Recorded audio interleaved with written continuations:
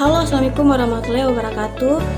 Teman-teman, perkenalkan saya Amna Raja, mahasiswa semester 3 dari Prodi Pendidikan Ekonomi, Fakultas Ekonomi Universitas Negeri Gorontalo. Jadi pada video kali ini saya akan menjelaskan tentang bentuk-bentuk demokrasi di berbagai negara untuk memenuhi tugas yang telah diberikan oleh dosen saya, yaitu Ibu dosen Karlin J. Mamu, SHMH. Jadi demokrasi telah berkembang menjadi berbagai bentuk dan model di berbagai negara, masing-masing dengan ciri khas dan prinsip yang spesifik.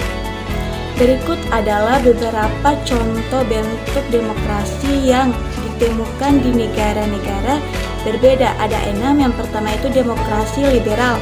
Di negara-negara seperti Amerika Serikat, demokrasi liberal sangat dominan.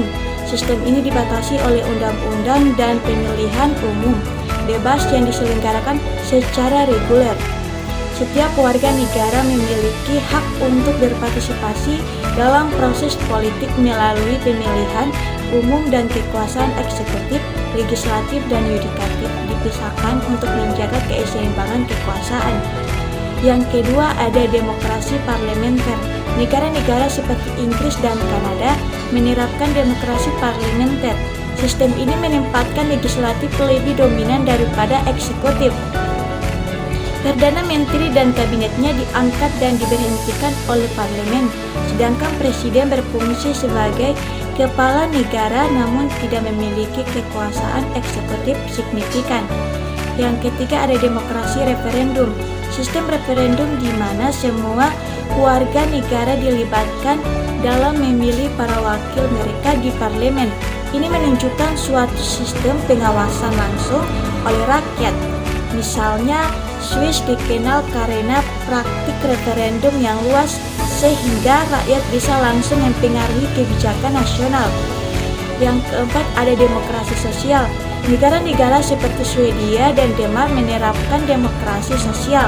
Fokus utama adalah kepedulian pada keadilan sosial dan egalitarisme.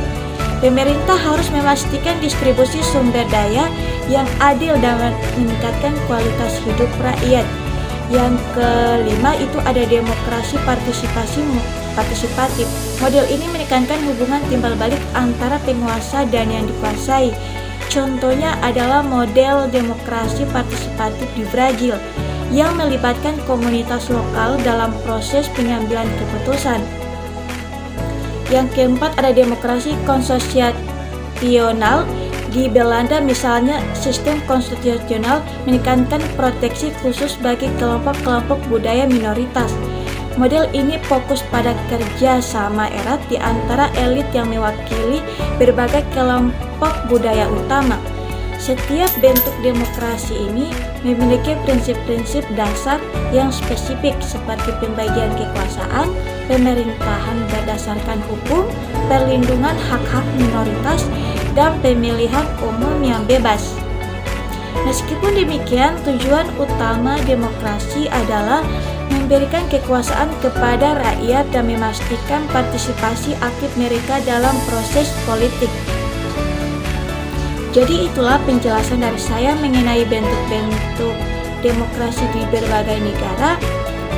Terima kasih telah menonton video ini dan saya mau tutup.